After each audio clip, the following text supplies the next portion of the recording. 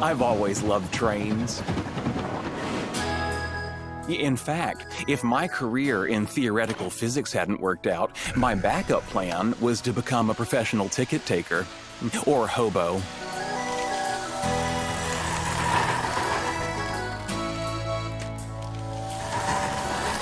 And when I figured out that trains allowed me to prove Newton's first law, an object in motion stays in motion with the same speed and in the same direction unless acted upon by an unbalanced force, I felt like Neil Armstrong on the moon, alone and happy. Kelly, dinner's ready.